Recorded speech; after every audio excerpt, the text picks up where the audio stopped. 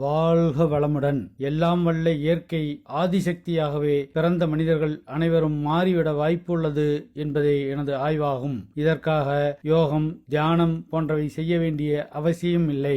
ஓய்வாக இருட்டான கருங்கல் குகையில் இருந்து கொண்டு தென்னை மரப் பொருள்களை நுண்துகள்களாக மற்றும் அணுத்துகள்களாக ஆன உணவாக மாற்றி சாப்பிட்டு வந்தால் மட்டுமே போதும் என்பதை தெரியப்படுத்திக் கொள்கின்றேன். இந்த வீடியோக்களை பார்த்த நபர்கள் மேலும் அறிந்து கொள்ள வேண்டும் என்ற ஆர்வ மிகுதியின் காரணமாக என்னை தொடர்பு செய்ய வேண்டாம். சுயமாகவே ஆய்வு செய்து தெரிந்து கொள்ளுங்கள்.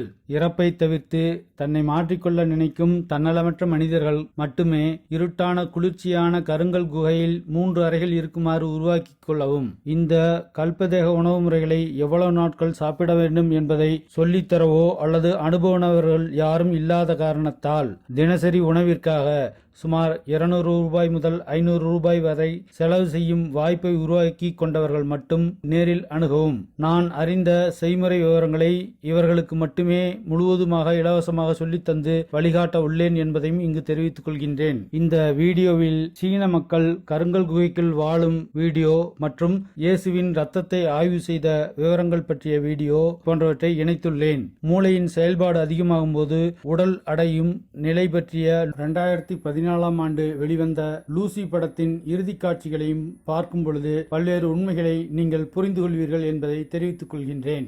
இந்த சாதனை என்பது சாத்தியமே என்பதை புரிந்து கொள்ள உதவும் வகையில் மட்டுமே பொது நல நோக்கம் கருதி இந்த வீடியோக்களை இணையதளத்திலிருந்து பதிவிறக்கம் செய்து பதிவிட்டுள்ளேன் என்பதை தெரிவித்துக் கொள்கின்றேன். சீனாவில் இருக்கக்கூடிய 30 மில்லியன் மக்கள் இப்போ வரைக்கும் கொகையில தான் வாழ்ந்துட்டு இருக்காங்க. ஏன்னா அவ்வளவு அதிகமான மக்கள் தொகை அங்க இருக்கிறதுனால அப்படி கொகையில வாழ்றாங்க. அப்படி கொகையில வாழ்ற மக்களுக்கு மாசத்துக்கு வெறும் 2000 ரூபாய் மட்டும்தான் செலவாகுதுன்னு ஒரு சர்வேல சொல்றாங்க. இந்த 30 மில்லியன் மக்களையும் சிட்டி பக்கம் வர சொன்னா வரவே மாட்டேன்னு அடம் பிடிக்கிறாங்களா. ஏன்னா இங்க குகைக்குள்ளேயே ஸ்கூல், டிவி எல்லா வசதியும் பண்ணிக்கிறதுனால யாரும் சிட்டியே விரும்புறது இல்லைன்னு சொல்றாங்க. விஞ்ஞானிகளை ஆச்சரியப்படுத்திய ஒரு ரத்தம். 46 குரோமோசோம்கள் இருக்க வேண்டிய இடத்தில் வெறும் 24 குரோமோசோம்கள் மட்டுமே இருந்த ஒரே அதிசய ரத்தம். 2000 ஆண்டுகளுக்கு மேலாக உயிரோடு இருக்கும் ஒரு ரத்தம். ரான் யாட்ன்றவர் ஒரு தொல்பொருள் ஆராய்ச்சியாளர். அதாவது பைபிள் சம்பந்தமான விஷயங்களை ஆராய்ந்து அறிகிறவர். அவர் பார்த்தீங்கன்னா வெப்பநிலையில 48 ஹவர்ஸ் வளர்ச்சி அடைய சொல்லி அதை கண்டுபிடிக்க சொன்னாரு. வேற என்ன அதுல இருக்கு அப்படின்னு கண்டுபிடிக்க சொன்னாரு.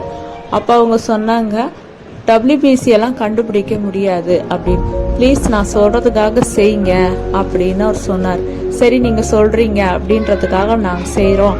நீங்க கண்டுபிடிக்கிற வரைக்கும் நான் இங்கேயே இருக்கிறேன், இந்த லேப்லயே இருக்கிறேன் அப்படின்னு சொன்னார். ஸோ அவங்க கண்டுபிடிச்சவங்களுக்கு ஒரு அதிர்ச்சி காத்துட்டு இருந்திருக்கு.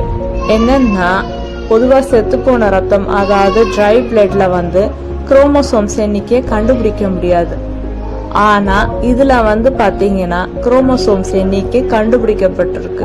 ஒருத்தருக்கு தங்களுக்குள்ள பேசிக்கிட்டாங்க, என்னடா இது குரோமோசோம்ஸ கண்டுபிடிக்க முடியாது, ஆனா இதுல கண்டுபிடிக்க முடியுது, அப்ப இது உயிருள்ள ரத்தம் அப்படின்னு அவங்க முடிவு பண்ணாங்க. இன்னொரு விஷயம் என்னன்னா, அதிர்ச்சி அடைகிறபடி பார்த்தா மனித உயிர், அதாவது ஒரு குழந்தை உருவாகணும்னா 46 குரோமோசோம்ஸ் தேவைப்படுது. அதுல 23 குரோமோசோம்ஸ் பாத்தீங்கன்னா பெண்ணிடமிருந்து பெறப்படும், 23 குரோமோசோம்ஸ் பாத்தீங்கன்னா ஆணிடம் பெறப்படும். மொத்தம் 46 குரோமோசோம்ஸ் இருந்தாதான் ஒரு மனிதனே உருவாக முடியும். ஆனா இந்த பிளட் டெஸ்டின் படி பார்த்தா 24 குரோமோசோம்ஸ் இருந்திருக்கு. அதாவது 23 குரோமோசோம் குழந்தையின் தாயிடமிருந்து பெறப்பட்டிருக்கு, அதாவது ஒரு பெண்ணிடமிருந்து பெறப்பட்டிருக்கு.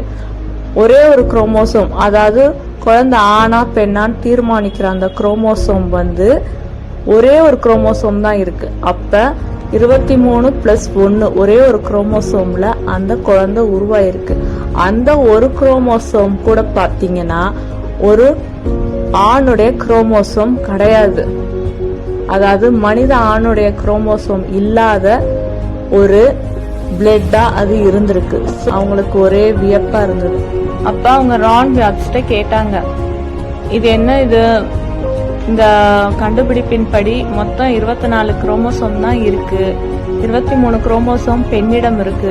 ஆனா அந்த ஒரு குரோமோசோம் பாத்தீங்கன்னா மனிதனால உருவாக்கப்பட்ட குரோமோசோம் இல்லாததா இருக்கு. அதாவது இதனுடைய மூலப்பொருள் வேறையா இருக்கு, வித்தியாசமானதா இருக்கு அப்படின்னு கேட்டாங்க. கேட்ட உடனே அவர் அதிர்ச்சி தர விதமா அவர் சொன்னாரு, இந்த ரத்தம் வேற யாருடைய ரத்தமும் இல்லை, உங்களுடைய மெசியாவுடைய ரத்தம் தான் இது அப்படின்னு சொன்னாரு. இன்னும் அந்த ரத்தம் உயிருள்ளதா சான்று பகிர்ந்துகிட்டு இருக்கு அப்படின்னு சொன்னோன்னே அவங்க எல்லாரும் எந்திரிச்சு நின்று கை தட்ட தொடங்கினாங்க.